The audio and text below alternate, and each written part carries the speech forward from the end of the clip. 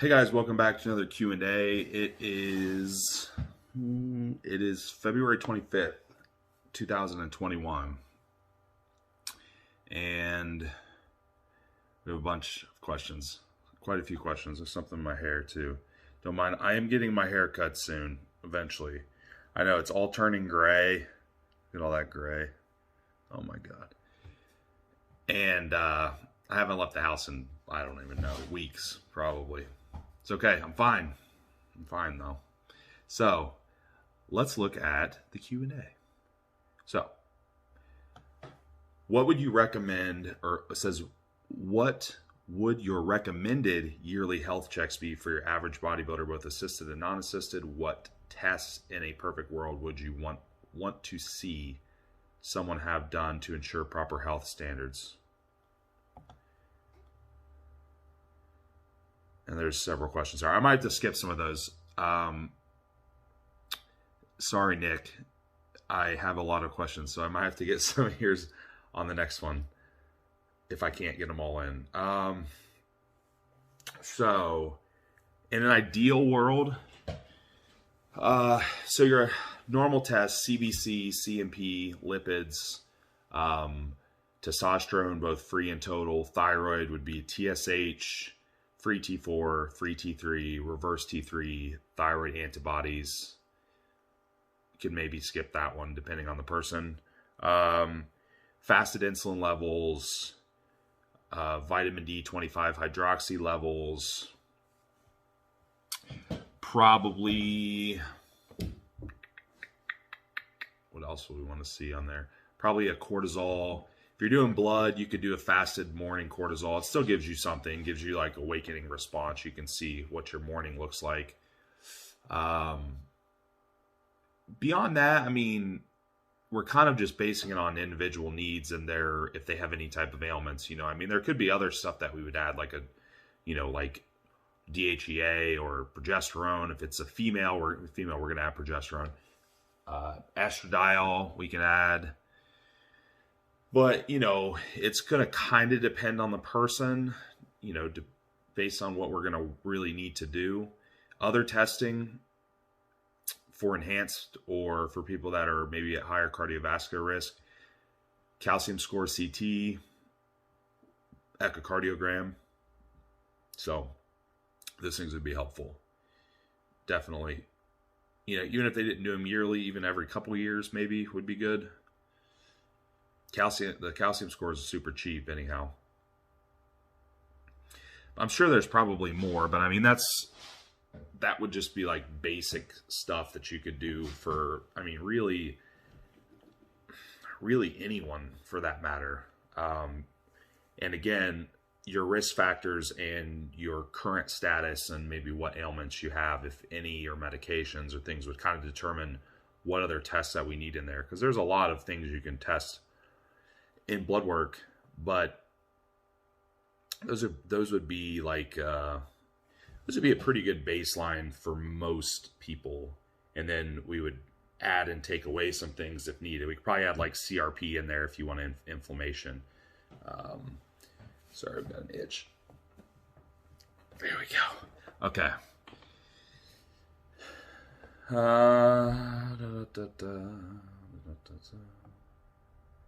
They asked about, do you have a favorite song on difficult sets? Oh yeah, that varies a lot. That varies a lot. I do have a very mixed taste. I know you guys hear me listen to like a lot of death metal and stuff, but there's a lot of other stuff I like too. I play that a lot because it doesn't get hit with copyright when I post my videos. So can't play very popular stuff or Facebook takes it down. So just a tip. Our flavor drops for water, things like Mio, generic brands, something that should be avoided.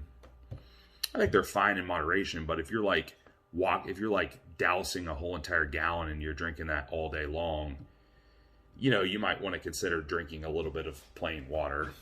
You know, I probably wouldn't do that much if I'm being honest in a day, but it's okay in small amounts. I don't see any issue with that. Possible reasons for fasted BG to average 75 to 80 at home, but then upon fasted blood work draw, it comes back at 105. First thing that comes to mind is your cortisol, because essentially when you wake up, you were getting a cortisol rise, but that rise actually will hit a little bit harder shortly after you wake up, just because it's an awakening response, essentially what it is. So if you look at like a Dutch test, typically you have waking, morning sometimes even higher than waking in a lot of people. So that would be the first thing that comes to mind. And the second would be like just difference in lab equipment. Glucometers have error, okay? Glucometers have room for even like 20 plus points of error in some cases. So, you know, take that for what you will. But the easiest way to check is literally take your glucometer with you when you go get blood work, jab it in the car right before you go in, like literally right before you go in, or take it in and jab it in the bathroom, check it, and then, you know, check it on the labs. I mean, that's going to give you like a relatively accurate picture of how accurate your glucometer is. Oh boy, gastroparesis tips, recommendations. I assume this came from the gastroparesis post the other day. Whew, that's a tough one, because gastroparesis symptoms can be like everything. I mean, gastroparesis is really difficult because for those of you that didn't see the post, essentially it's a motility disease. The muscles in the stomach don't contract and move things through like they're supposed to. So gastric emptying is very slow. As you can imagine, food literally sitting in your stomach can cause a lot of different issues, okay? So, you know, the tips and recommendations would be, well, you can treat the symptoms, right? Sound like a doctor, right? Treat the symptoms, not the cause. But you can treat the symptoms individually, because there are going to be things like acid reflux is potentially one, because, you know, stuff's just sitting in there. You know, all the other things that come with literally like bacterial overgrowth, because food's just sitting and rotting and fermenting in your stomach, essentially. So SIBO is common, leaky gut is common. Histamine abundance because of inflammation, that's common. Detoxification issues because you have stuff sitting in your stomach, so you maybe not methylate very well or absorb nutrients very well, that's common. I mean, there's a lot of things that could come with that, so it's hard for me to sit here and say like here's a generic protocol. But, you know, you'd have to address each of those things kind of individually, and also address your motility a little bit. Like you can take things like ginger root and stuff, which can help with motility. You can use dietary changes. So at least at first in a lot of gastroparesis cases, like you got to go pretty much liquid on the diet for a lot of people. You know, may not be a permanent thing, or might not be a permanent thing, but it might be something you need to do initially. That's really hard. I'm sorry about that. Like, that's hard because that's a really bad disorder, and there's a lot of things that come along with it in terms of, you know, in terms of potential side effects and just, you know, symptoms and all the, like, literally just the amount of overlap between issues. Because a lot of time with gastroparesis, you don't just have gastroparesis, you have all kinds of other stuff going on that may have either caused it or is a result of the gastroparesis itself. And that can even be psychological things, because you got to remember, gastroparesis being a motility issue, it is somewhat controlled, a lot of it controlled by the nervous system.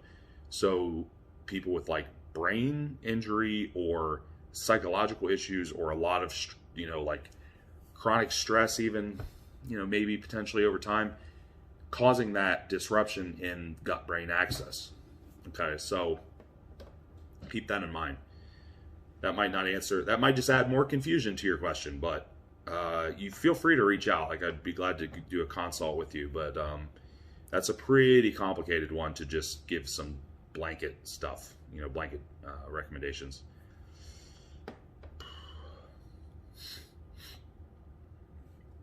How do you know you have reached your genetic ceiling when it comes to bodybuilding? Huh. It's a good question. So I think I actually saw some type of research on this that showed something like, and I wish I could remember the exact figures, but like how much muscle a normal,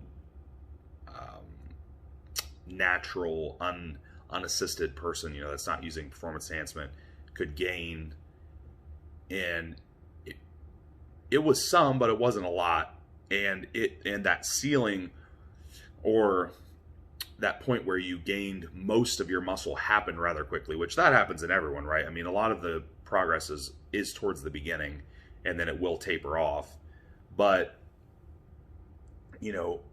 there's a lot of factors there. Genetics is there's a lot of components to genetics. And then there's also like hormonal components there with age and things like that. Because, you might have someone that has a pretty decent genetic potential to gain muscle, but they maybe started lifting when they were a little bit older or something, and they've, and they're already on a hormonal decline, which may make it a little more difficult to gain muscle and recover as good. Or vice versa, you may have someone that started really early and made a lot of progress during a good hormonal period, and now they're at their genetic, close to their genetic peak and trying to progress more, even though their hormones are starting to drop and they're getting older. Okay. And hormones aren't like an end all be all. Like, I've seen people with a lot of muscle that have like low testosterone and things. So it's definitely not an end all be all. But,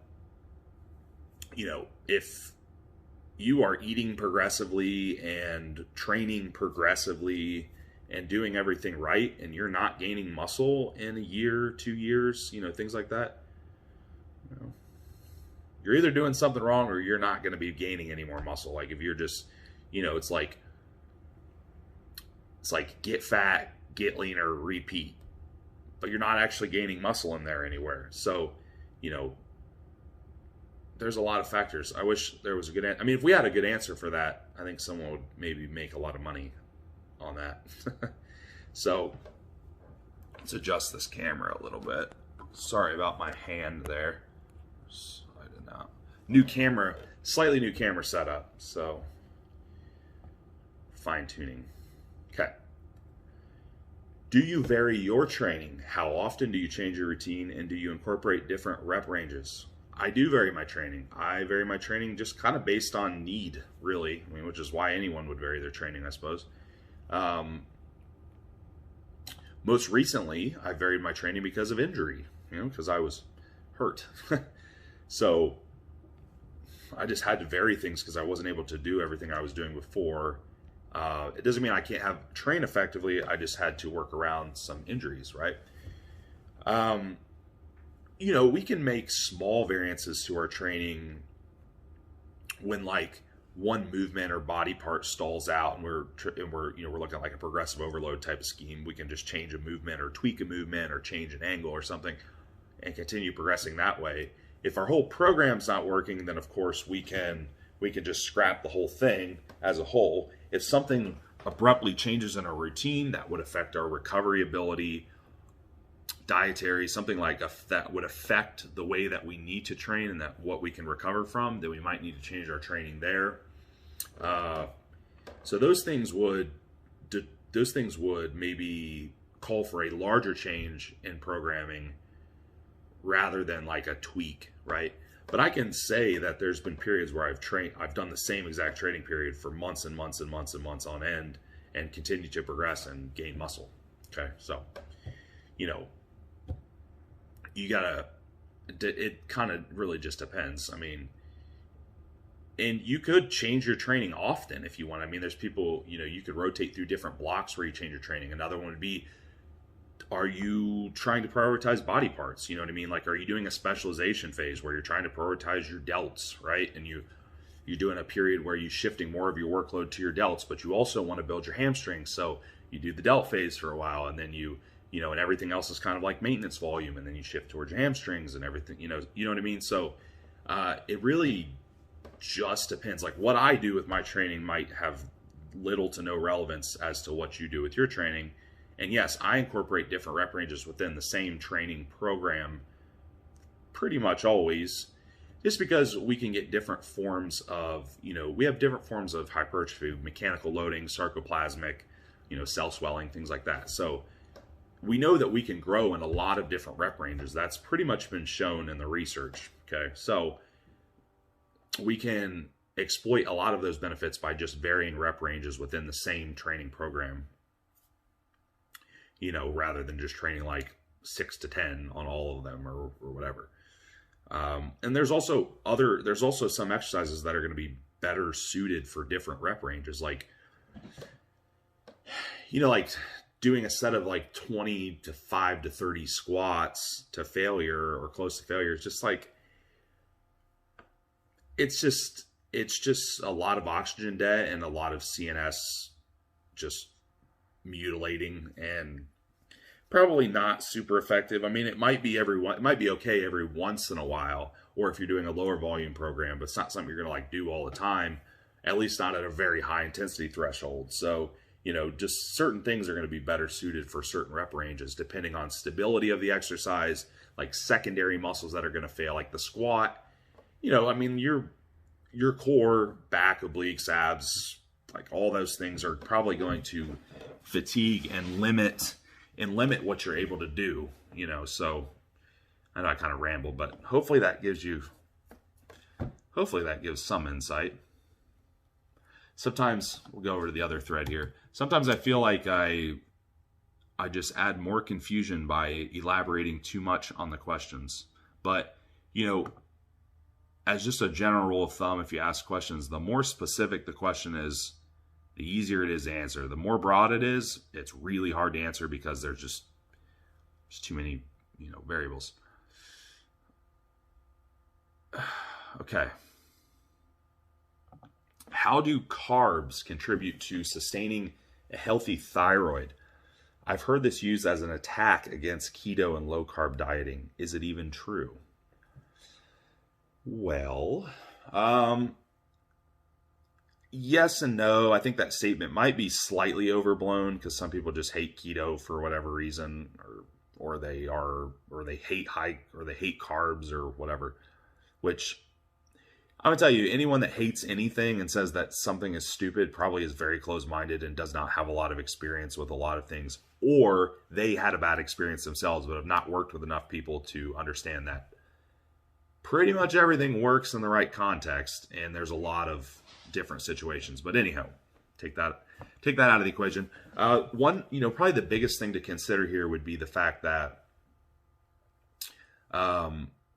carbs obviously would bring up your insulin levels some. Insulin and cortisol have somewhat of an inverse relationship. Too much cortisol would potentially cause a decrease in the amount of T4 converting to T3, which we know T3 is our active thyroid. Instead, would cause more T4 converting to reverse T3, which is inactive thyroid. So, when we eat this low carb diet chronically, we can have a raise in adrenaline or cortisol, or these hormones that help sustain blood sugar if our blood sugar drops, right? Because we need something, otherwise we just die. So we have to have counter-regulatory hormones that help bring up our blood sugar, which could mean cortisol or adrenaline, or right, both. So one thing that we also know is that our body can run well on fats, or ketones, right, as an energy substrate. So if you have a keto diet with sufficient fat in it, is that going to affect your thyroid? Maybe, maybe not. You'd have to test it. I've seen plenty of people that it doesn't at all, and some that it does. Like some, they literally have like drop in body temperature, thyroid function on their lab work goes down, their T3 goes down, reverse T3 goes up, which would be exactly what I talked about. So in those folks, yeah, it's absolutely a factor, but we wouldn't really know unless you tested it. And it also depends on length of time. Like in a pretty healthy person, is a low carb or keto diet going to do that in a reasonable amount of time? Probably not. In someone that's like dieted a million times and they think that they have to do a super low carb diet as their only last attempt at weight loss, and they already have a shitty thyroid function, yeah, it's probably not going to help that person. Like, that's probably not the person that wants to do it. You know what I mean? So, again, context, always, right?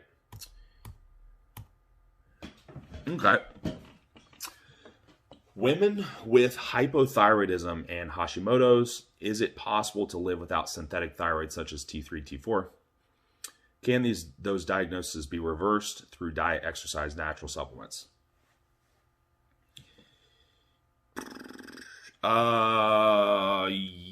Well, okay. Short answer is yes, but it really, one of the things is going to kind of depend on how advanced it is. So with Hashimoto's, or with, I think they ask about Hashimoto's, I think. I'm losing my mind now. Let me double check.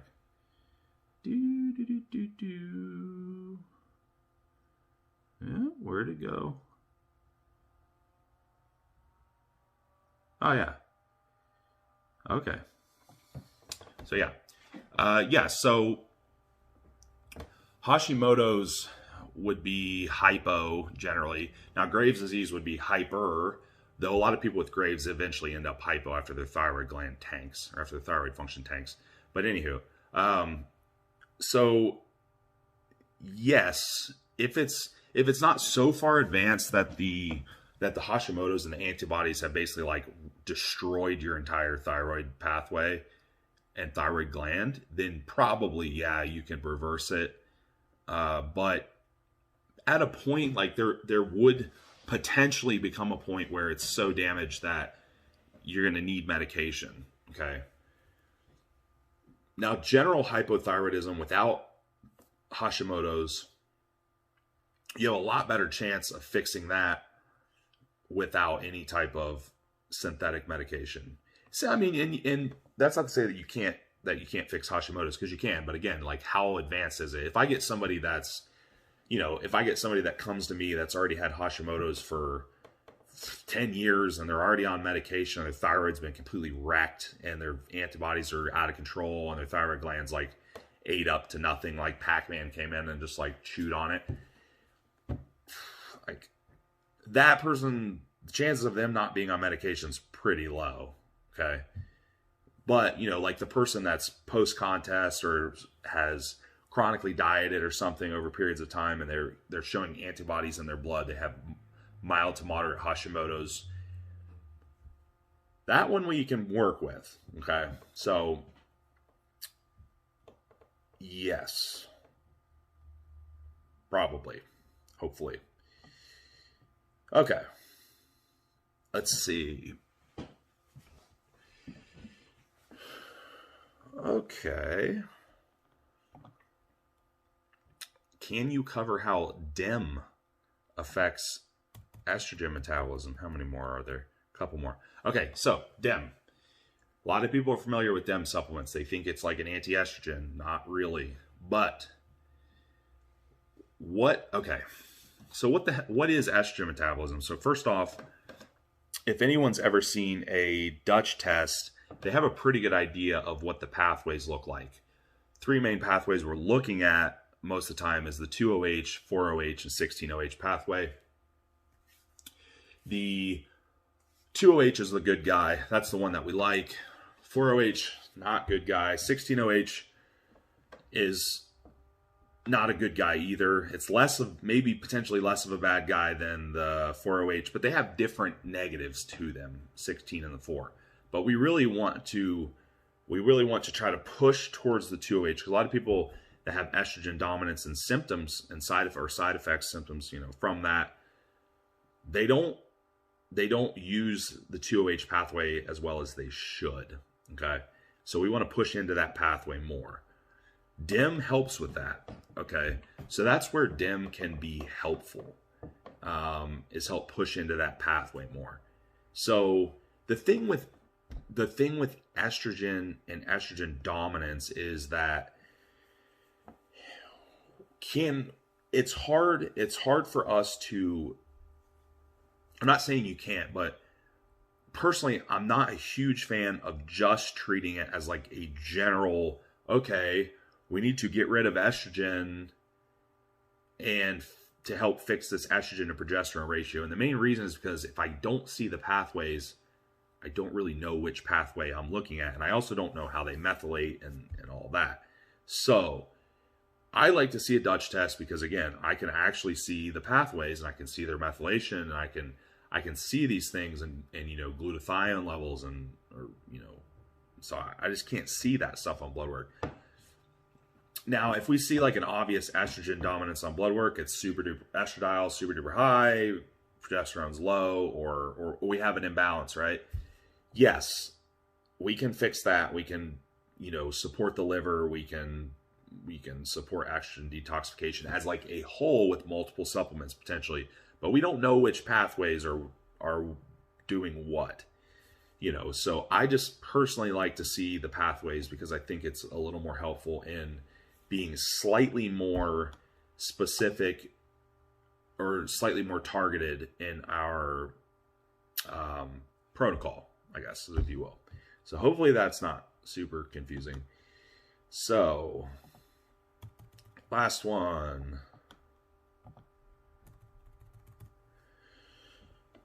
When it comes to very obese relatives considering or beginning process of bariatric surgery, what's something you'd recommend they start in terms of therapy with food relationships? Surgery is obviously not going to do anything if they don't get help with the mental side of getting healthy. It's a good point. So I have worked with people with bariatric surgery, not a lot, but a few over the, you know, however many years I've been doing this now. I'm trying to think, 3 cases that I can even think of off the top of my head, and there may have been more, but these are 3 that I can remember, 2 of which came to me after bariatric surgery, 1 of which actually came to me before they even had it, which I find interesting, but also very helpful because this person realized that they needed to implement some kind of like mental change and habitual like strategies because they weren't going to be able to do any good with their bariatric surgery or sustain the results if they didn't. And inevitably they did pretty darn good. I've not talked to them in a long time, but you know, they checked in with me a few times over the years, and they were doing good. You know, I'm not saying that it's a good solution for everyone, but you know, it might be enough to get people over the hump. And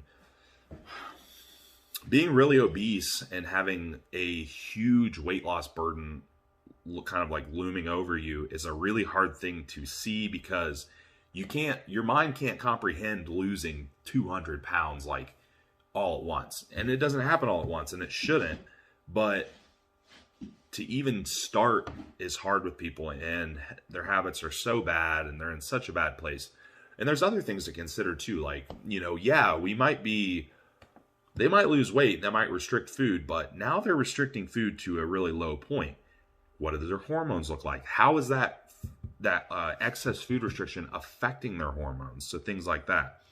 So in an ideal world with me, I'd want to honestly look at that person's hormones before surgery and after. Not like right after, but you know, maybe like a few months after or something. And make sure that they look okay, because we do have restriction. And certain things are going to improve. Like there's certain things that are absolutely going to improve because they're not obese or they're not jamming in a bunch of food, and the inflammation is just going to go down, blood sugars and all that, right? Lipid profile, you know, all the like metabolic disease type stuff. But in terms of psych, you know, I'm going to make sure that they can sustain like a reasonable eating situation before they even have the surgery. And it might not be like, hey, we're tracking every single macro or calories. It might be we're learning to eat based on hunger cues and learning to decipher physical versus psychological hunger, learning about foods, learning about proper routine, learning about proper portions, you know, like basic stuff. Like that seems basic, but you know, this is super duper important for these people. And it's not, And if you're a coach and you're working with this, you're probably not just going to be able to say, hey, here's your macros, here's how you track them, because they're not going to be able to do it, you know, and you're going to say they're weak or whatever, but you got to understand they might be so far out of any type of routine or situation that you can even comprehend that you might have to ease the way into it. But yes, I would absolutely try to address any kind of demons that are there beforehand. I don't know if that's helpful, but hopefully that helps some. But anywho, that is it for this time. Wow, that was 30 minutes. So good Q&A this week. I appreciate everyone's questions, and we'll talk to you.